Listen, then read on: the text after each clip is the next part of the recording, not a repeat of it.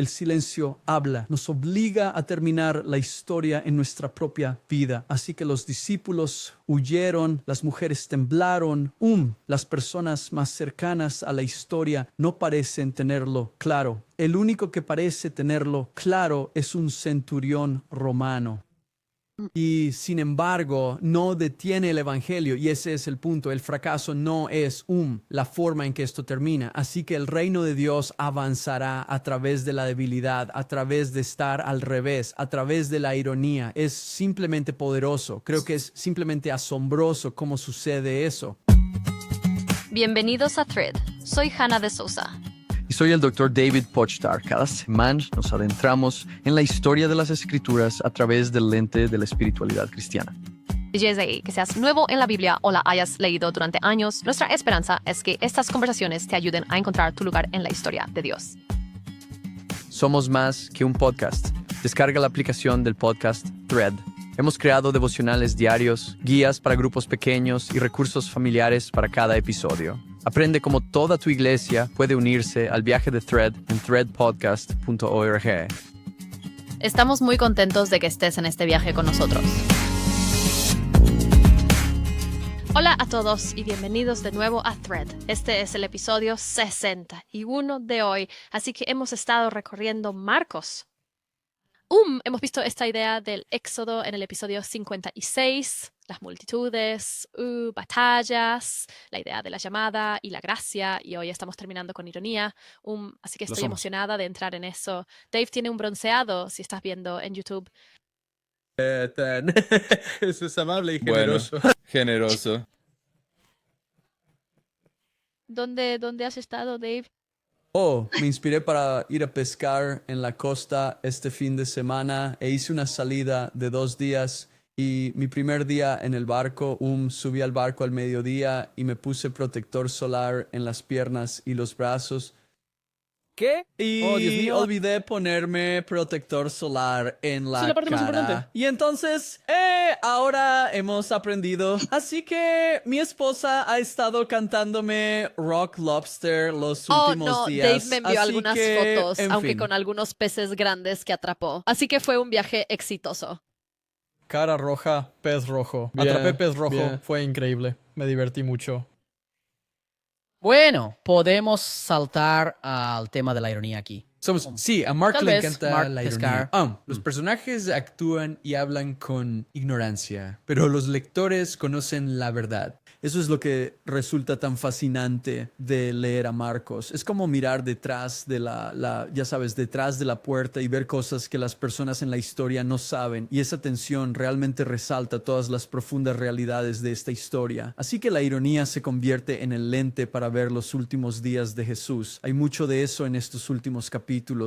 Su sufrimiento, su reinado y todas las demás historias. Y tal vez para comenzar, puedes compartir con nosotros qué es la ironía o cómo la estamos definiendo. Dave. Sí, ya sabes, es interesante. Había una canción, Alanis Morissette, Isn't It Ironic? ¿Recuerdas esa canción? Oh, sí. Sí, entonces la ironía implica una brecha entre lo que se espera y lo que realmente sucede. También puede ser una brecha entre lo que se dice y lo que se quiere decir. Entonces, por ejemplo, podríamos imaginar ver una película y como audiencia sabemos que hay un monstruo escondido detrás de la puerta, pero el personaje no lo sabe. Así que esa tensión, porque sabemos más de lo que el personaje sabe, es lo que se expone. Así es como funciona la ironía en la literatura y en la narrativa. Entonces la ironía casi siempre implica un giro. Esperamos X, pero obtenemos Y o creemos una cosa, pero la realidad es realmente diferente. Hay una manera simple de definir la ironía. La ironía es contraste más contexto más sorpresa. En otras palabras, este contraste significa que hay un contraste entre la expectativa y la realidad. Entendemos lo que debería suceder, pero luego hay este giro inesperado que crea humor, tristeza o tensión. Entonces, en Marcos vemos esto mucho y vamos a basarnos en eso a lo largo de estos últimos capítulos. Una de las cosas interesantes sobre Marcos es que utiliza la ironía a través de historias de contraste. Así que vamos a ver cómo una persona ciega ve las cosas en comparación con los discípulos. O vamos a ver cómo responde Jesús en comparación con Pedro. O vamos a ver un paralelo entre el templo y la higuera. Y Marcos utiliza este tipo de historias contrastantes y las escribe una al lado de la otra para resaltar la ironía de la historia. Así que eso es lo que estamos haciendo hoy. Emocionante, está bien. Sí, así que terminamos la semana pasada con la historia de Bart el ciego. Recuerden que teníamos el sándwich del hombre ciego. Tuvimos al primer hombre ciego y luego al segundo hombre ciego, que era Bart el ciego. Esta se convierte en una de las primeras historias de ironía que vemos en esta siguiente sección. Entonces Bartimeo clama: Jesús, hijo de David, ten misericordia de mí. Para los judíos, hijo de David evocaría estas imágenes del ascenso de David al reinado. Fue ungido cuando era joven, pero luego fue incomprendido y rechazado antes de ser entronizado. Y lo interesante es que ese es en realidad el mismo paralelo con Jesús. Jesús es ungido en el bautismo, pero es malinterpretado por los líderes religiosos y ahora está entrando en Jerusalén, irónicamente, para ser entronizado. Y esta entrada triunfal de la que sabemos, ¿verdad?, está en este pollino que nunca ha sido montado. Hay personas tirando sus mantos al suelo, se han cortado ramas y las están poniendo a sus pies, y la gente está gritando, Hosanna, la multitud espera esta conquista davídica. Pero una de las cosas realmente irónicas de esta historia es que 2 días después, las mismas personas que están gritando, Hosanna, hijo de David, son las mismas que van a estar gritando, crucifícalo. Sí, eso es muy interesante. Creo que siempre me ha sorprendido que Bartimeo, el hombre ciego, es el que realmente, verdaderamente ve a Jesús y más claramente que las multitudes con los ojos bien abiertos. Pero sí, tienes razón, con este tipo de contraste al final, es un poco alarmante cómo el grito de Hosanna se convirtió tan rápidamente en crucifícalo por parte de las multitudes.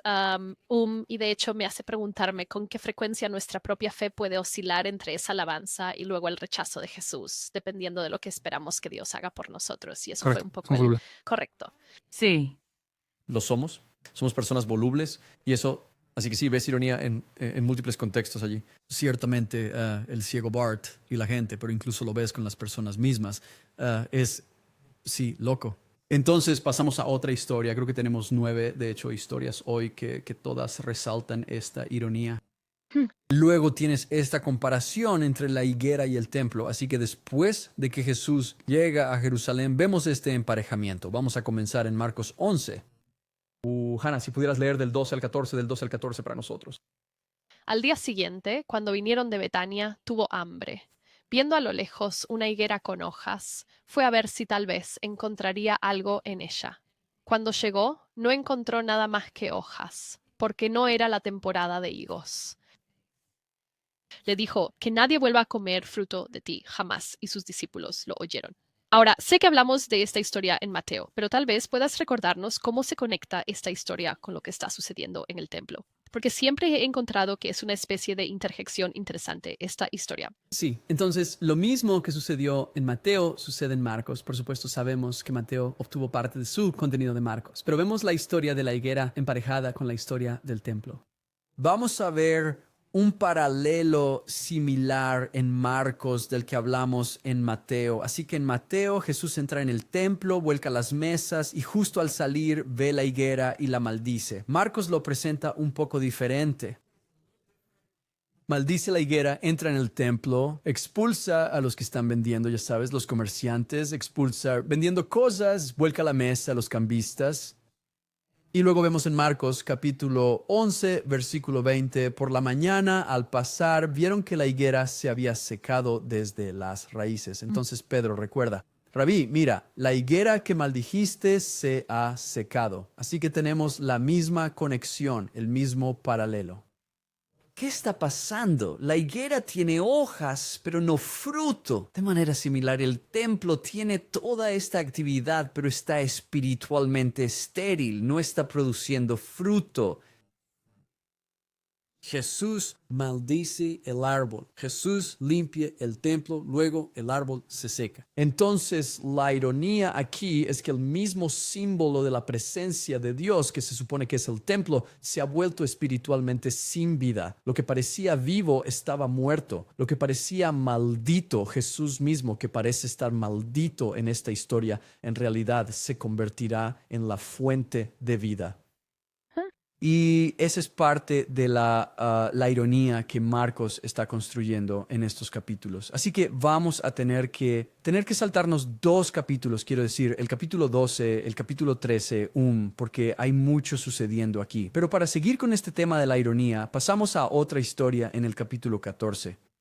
Ahora, esta historia contrasta a la mujer que unge a Jesús con la respuesta de Judas a la unción. Una de las cosas de las que hablamos muy al principio, Hannah, si recuerdas toda esa conversación sobre perícopas.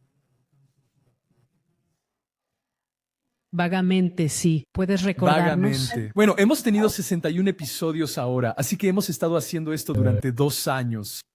Entonces, una perícopa es cuando los traductores de la Biblia dividen secciones de las escrituras en agrupaciones y les ponen subtítulos, y esos subtítulos a veces son realmente útiles porque nos muestran, oye, de esto se trata, pero tenemos que recordar que esos subtítulos fueron inventados, esas separaciones fueron creadas por los traductores. Entonces, la razón por la que menciono esto ahora es esta. Estas secciones que vamos a leer ahora están divididas en diferentes perícopas, por lo que perdemos la continuidad de este contraste. Y quiero que lo leamos juntos porque realmente nos ayuda a ver otro contraste que Marcos está construyendo. Entonces, Hannah, si pudieras, vamos a ver Marcos capítulo 14, versículo 3 hasta el versículo 11 y vamos a leer estas 2 pequeñas secciones juntas comparando a la mujer que unge a Jesús con la respuesta de Judas. Está bien, si estás siguiendo desde casa, puedes leer con nosotros o escuchar si no tienes tu Biblia cerca. Entonces, comenzando en el versículo 3, mientras estaba en Betania, en la casa de Simón el leproso, sentado a la mesa, vino una mujer con un frasco de alabastro con un perfume de nardo muy costoso, y rompió el frasco y derramó el perfume sobre su cabeza. Pero algunos estaban allí y dijeron unos a otros, enojados, ¿por qué se desperdició el perfume de esta manera? Porque este ungüento se podría haber vendido por más de 300 denarios y el dinero dado a los pobres, y la regañaron. Pero Jesús dijo, déjenla en paz, ¿por qué la molestan? Ha hecho una buena obra conmigo, porque siempre tendrán a los pobres con ustedes, y pueden mostrarles bondad cuando lo deseen. Pero no siempre me tendrán. Ella ha hecho lo que ha podido, ha ungido mi cuerpo de antemano para su sepultura. En verdad les digo, donde quiera que se proclame la buena nueva en todo el mundo, lo que ella ha hecho se contará en memoria de ella. Entonces Judas Iscariote, que era uno de los 12, fue a los principales sacerdotes para traicionarlo. Cuando lo oyeron, se alegraron mucho y prometieron darle dinero. Así que comenzó a buscar una oportunidad para traicionarlo. Sí, así que esto es interesante. La primera parte de la historia, cuando vemos esta unción, vemos que hay varias personas que responden con enojo. Luego, vemos al final de la historia, después de que Jesús defiende la unción, que Judas Iscariote en realidad se va y realiza este acto. Así que vemos en estos contrastes, aquí tienes a una mujer que está ungiendo el cuerpo de Jesús con este perfume costoso, tratando su cuerpo con gran respeto. Judas luego se da la vuelta y vende el cuerpo de Jesús por plata. Así que la ironía aquí es que este extraño sin nombre ve la importancia de quién es Jesús y la verdad de lo que está sucediendo, y los discípulos no lo ven. Entonces es similar, vemos este tema una y otra vez. Los de adentro no entienden y los de afuera lo perciben claramente, así que creo que, ya sabes, en esto hay gracia e ironía entrelazadas. Tenemos visión donde no se espera, y eso es parte de lo que Marcos está haciendo aquí con estas historias. Sí, en realidad es muy útil leerlo todo junto porque no me había dado cuenta de eso. Sí, supongo que la manera en que Marcos podría haber querido contrastar esas historias. Esto es es interesante que la mujer, entre comillas, desperdicia su perfume, mientras que Judas, entre comillas, se beneficia de esta traición. Ajá. Y es interesante cuando piensas en su aplicación para nosotros, en qué formas que podríamos considerar devoción desperdiciada hoy. Y esta mujer, ella, como dijiste, permanece sin nombre, casi oculta. Pero su acto se vuelve inolvidable. Como dice Jesús, se contará en todas partes. Mientras que Judas es nombrado pero su nombre es más infame. Así que es interesante. Sé que yo, lo que ha sido, mientras hemos estado recorriendo Marcos, he estado leyendo el comentario de N.T. Wright. Tengo que agradecer a mi mamá. Ella fue quien me lo sugirió, Marcos para Todos. Pero él habla sobre esta historia aquí y escribe que ella hablando de esta mujer, dice, ungido su cuerpo para el entierro. Lo ha hecho con anticipación, presumiblemente porque, como Jesús sabe, será asesinado de tal manera que puede que no haya oportunidad para una unción adecuada en ese momento. No está insinuando que la mujer tenga algún conocimiento real de su destino, simplemente ha actuado espontáneamente desde la plenitud de su corazón.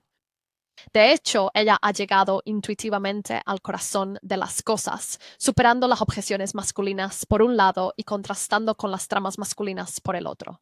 No es por nada que la historia a veces se presenta como un ejemplo de una mujer acertando mientras a su alrededor los hombres se equivocan. Así que me gusta esa cita. Vamos a entender, right. Las mujeres lo entienden bien, right? No, ese es un tema común también. Sí, las mujeres lo entienden bien y los hombres no.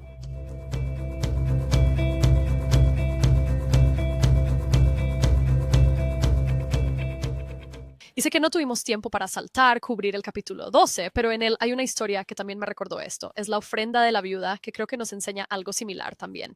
Vemos a Jesús observando a la gente poner dinero en el tesoro del templo, los ricos dando grandes cantidades, y esta pobre viuda deja caer 2 pequeñas monedas. Pero Jesús dice que ella dio más que todos los demás, porque dio de su pobreza y no de su abundancia, no de sus obras como los ricos. Así que exteriormente su ofrenda es insignificante, realmente, pero a los ojos de Dios supera a todas las demás.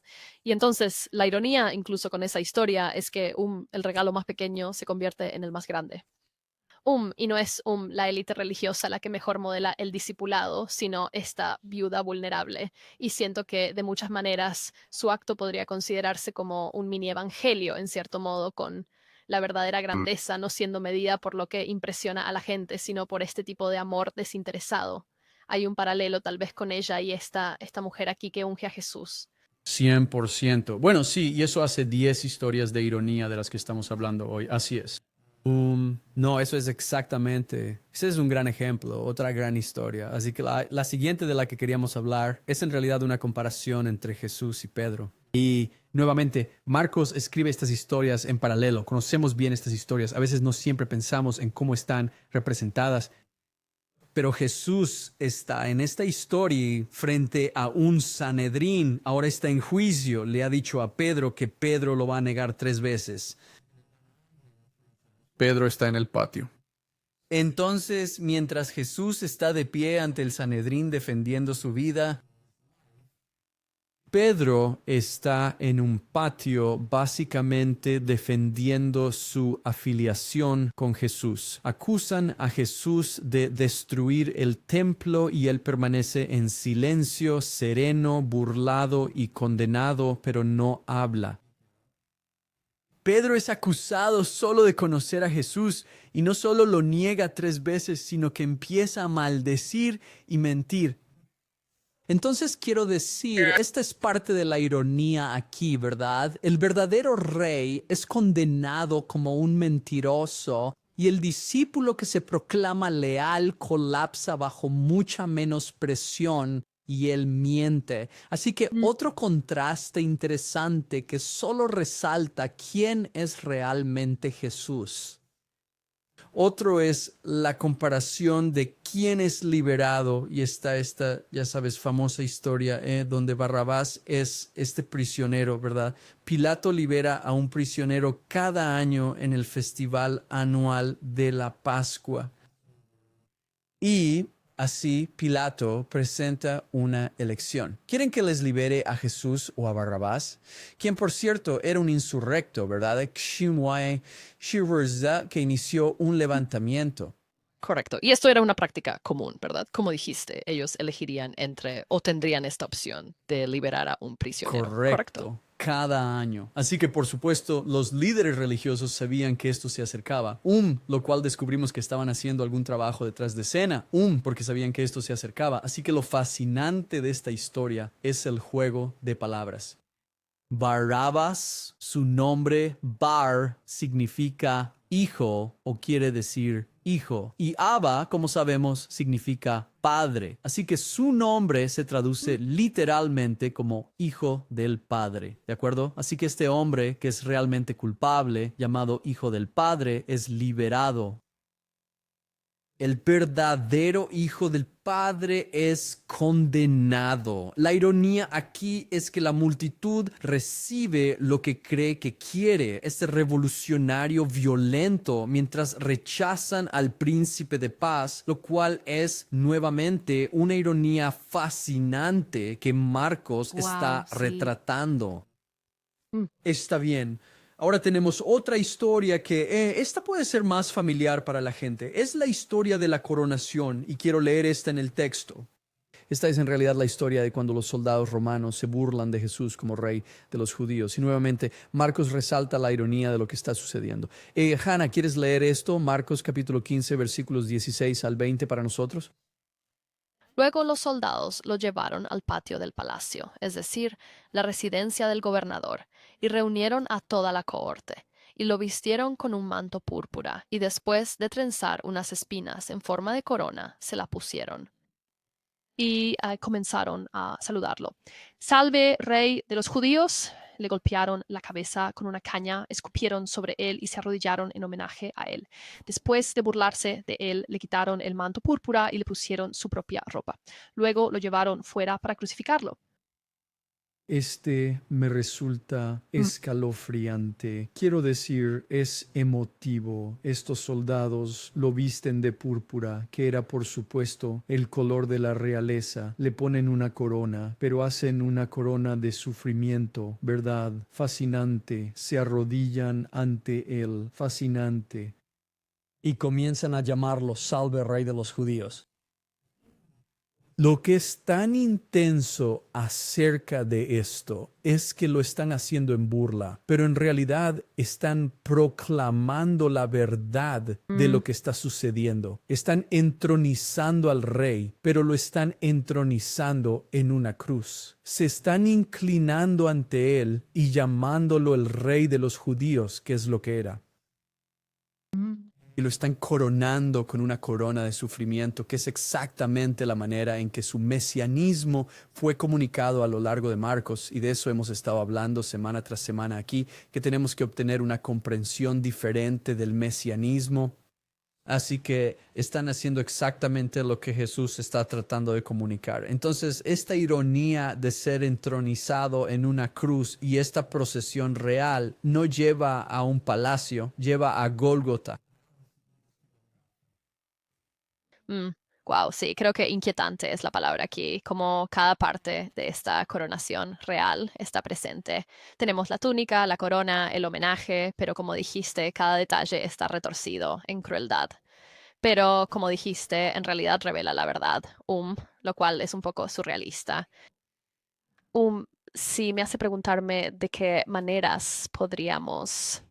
Somos diferentes hoy, burlándonos de Cristo quizás en la forma en que podríamos domesticar o trivializar su reinado. Y es intenso saber que las personas que hacen eso en la historia se darán cuenta de la ironía al final, incluso si no lo hicieron en el momento que Él es el rey. Y luego supongo que llegamos a este momento en Marcos, donde vemos, y esto es algo que es único en Marcos, es la forma en que destaca el tiempo y el momento de la muerte de Jesús, más precisamente que en los otros evangelios.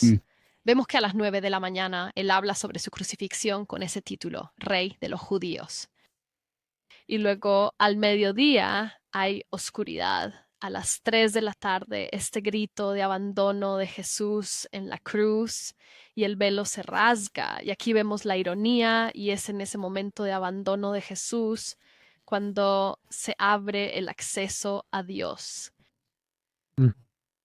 Y no son luego los discípulos o los sacerdotes, sino que es un centurión romano quien realmente ve esto y dice, verdaderamente este hombre era el Hijo de Dios. Y nuevamente vemos esta característica realmente interesante en Marcos, donde son los de afuera quienes confiesan la verdad que los de adentro pasan por alto.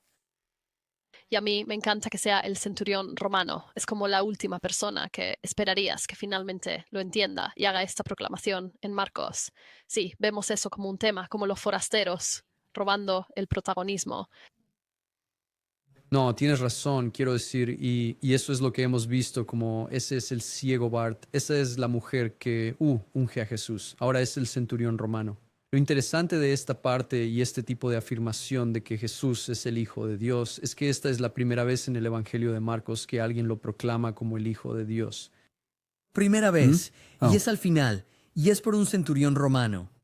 Quiero decir, es parte de toda la ironía de la historia de la construcción en el Evangelio de Marcos, es que todo este tiempo Jesús sigue diciendo una y otra vez, esto es lo que significa ser un Mesías, esto es lo que significa para mí ser un Mesías, esto es lo que significa para ti seguirme. Y la primera persona que parece como que realmente lo entiende es un centurión. Interesante. Entonces, el siguiente que quería destacar es de esta manera climática en Marcos capítulo 15, versículo 31. Voy a pedirte que leas esto, pero solo lo que los sumos sacerdotes y los escribas y cómo responden a la crucifixión en este momento donde tienes al centurión romano afirmando que él era el Hijo de Dios y tienes a los líderes religiosos con una respuesta muy diferente. Así que, Hannah, vamos a leer esto y hablar sobre lo que está pasando aquí. Sí, en Marcos capítulo 15, versículo 31 dice, de la misma manera los principales sacerdotes, junto con los escribas, también se burlaban de él entre ellos y decían, a otro salvó, a sí mismo no puede salvarse, que el Mesías, el Rey de Israel, baje ahora de la cruz para que veamos y creamos. Los que fueron crucificados con él también lo insultaban. Quiero decir, esta es también una de esas historias que simplemente me pesa en el corazón. Simplemente es difícil sentarse ahí con esto y ver esto porque, de nuevo, como lector, sabes lo que las personas en la historia no saben. Entonces están burlándose de Jesús en la cruz. Están burlándose del Hijo de Dios en un espacio crucificado en la cruz. Están exigiendo pruebas, ¿verdad? Quieren triunfo. Quieren ver a Jesús bajarse de la cruz y entonces creerán. Y esto es lo que resulta tan irónico aquí. Este evento, este mismo evento que en los últimos 2000 años ha llevado a millones de personas a la fe, fue el mismo obstáculo para aquellos que estaban allí frente a él. Y quiero decir, este es uno de esos difíciles de realmente asimilar cuando reconoces lo que realmente está sucediendo. Entonces, pasamos a este tipo de final interesante del Evangelio de Marcos, ¿verdad? Y creo que será bueno para nosotros realmente procesar lo que está sucediendo en Marcos 16. Porque de muchas maneras es una ironía satisfactoria sobre cómo Marcos, en mi opinión, termina o concluye su escritura. Y entonces, Hannah, leamos. Así que el capítulo 16, según lo que estamos haciendo ahora mismo, solo tiene 8 versículos. Hablaremos de eso en un momento. Pero, ¿por qué no lees los versículos 1 al 8? Hablemos de lo que está pasando al final aquí de Marcos. Que cuando pasó el sábado, María Magdalena, María la madre de Santiago y Salomé compraron especias para ir a ungirlo. Y muy temprano, el primer día de la semana, cuando salió el sol, fueron al sepulcro. Se decían unos a otros, ¿quién nos quitará la piedra de la entrada del sepulcro? Cuando miraron hacia arriba, vieron que la piedra, que era muy grande, ya había sido removida. Al entrar en el sepulcro, vieron a un joven vestido con una túnica blanca, sentado al lado derecho, y se alarmaron. Pero él les dijo, no se alarmen, ustedes buscan a Jesús de Nazaret, que fue crucificado, ha resucitado, no está aquí. Miren, ahí está el lugar donde lo pusieron, pero vayan, digan a sus discípulos y a Pedro que él va delante de ustedes a Galilea. Allí lo verán, tal como les dijo. Entonces salieron y huyeron del sepulcro, porque el terror y el asombro se habían apoderado de ellas, y no dijeron nada a nadie, porque tenían miedo. Está bien. Las últimas Mucho está palabras. pasando aquí. Y tenían miedo. Entonces, las mujeres llegan al sepulcro, oyen sobre la resurrección y huyen con miedo.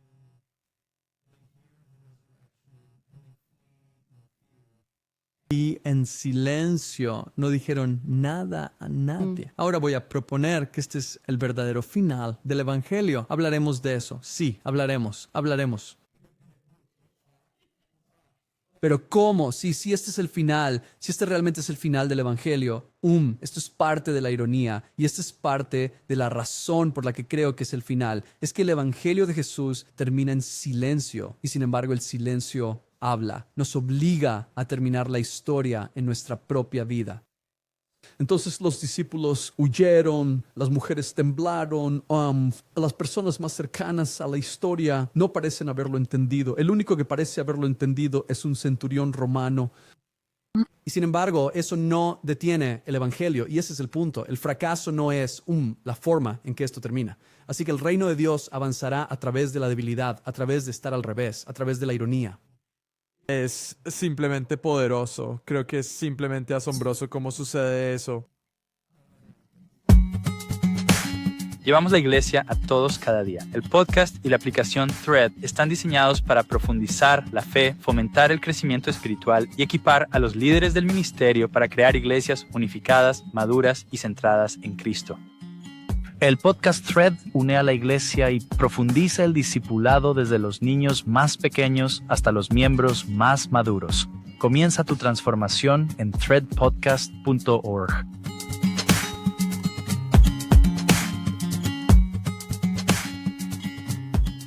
Está bien. Y es debatido. Estaba tratando de ver lo que N.T. Wright dice sobre el final otra vez.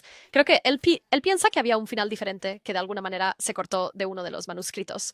Pero luego hay muchos otros que piensan que esta es la forma en que Marcos eligió terminarlo.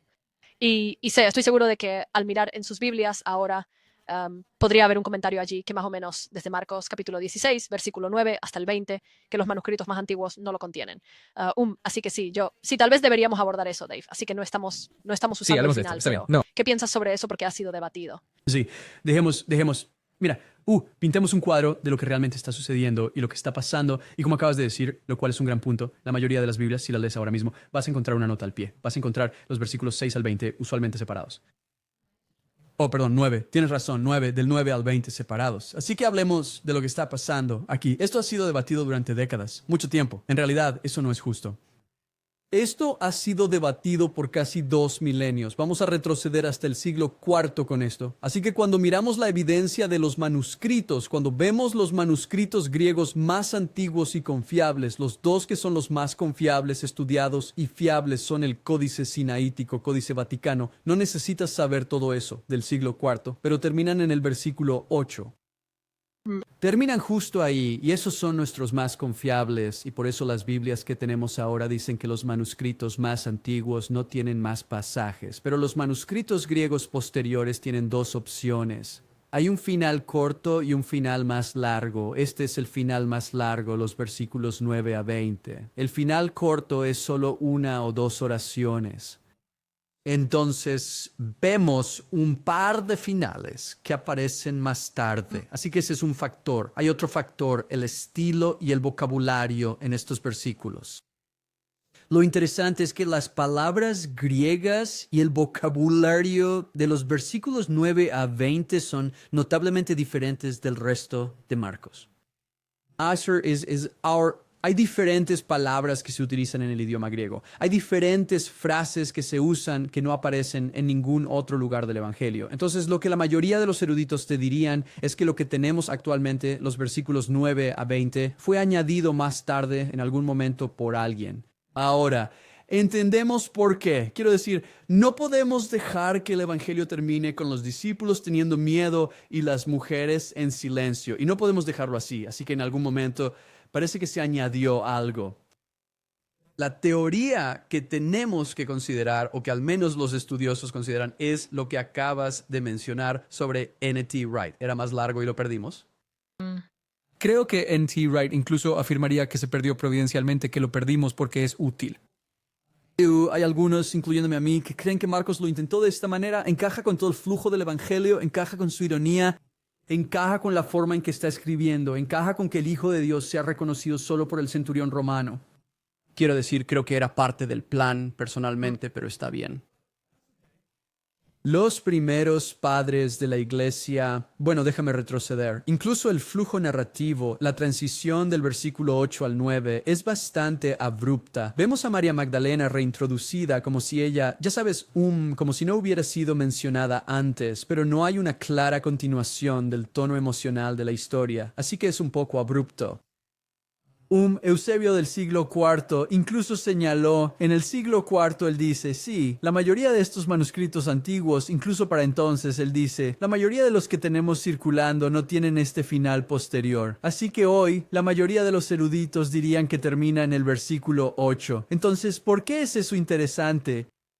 Si el Evangelio termina con el miedo y el silencio de las mujeres, deja la resurrección Implicado pero no narrado, una conclusión dramática y abierta, que nuevamente argumento es el estilo de Marcos. Y yo creo que eso es parte del poder de la ironía de qué haremos con esta historia. Me intriga lo que todos ustedes que escuchan en casa piensan, pero sí, creo que tienes razón. Incluso cuando mencioné a N.T. Wright, él ve este tipo de final como providencial, de alguna manera. Y puedo leer, la forma en que él termina su comentario sobre Marcos es con esto. Él escribe, quizás en la extraña providencia de Dios, la forma en que el libro de Marcos ahora termina nos anima aún más a explorar no solo la fe de la iglesia primitiva, que Jesús realmente había resucitado de entre los muertos, sino nuestra propia fe. Hay un vacío al final de la historia y se nos invita a llenarlo nosotros mismos. ¿Damos por sentado la Pascua o nos hemos quedado asombrados ante la extraña nueva obra de Dios? ¿Qué sabemos del Señor resucitado? ¿Dónde está ahora yendo delante de nosotros? ¿Qué tareas tiene para que emprendamos hoy para llevar el Evangelio del Reino hasta los confines de la tierra? Entonces, él termina con estas preguntas aquí. Y me gusta esta cita porque tienes razón, creo que tal vez ese es el punto, que empuja la historia hacia nosotros como lectores. Quizás como el final inconcluso está destinado a reflejar la manera en que el discipulado está un poco inconcluso. Como que es algo que vivimos en lugar de solo leer sobre ello.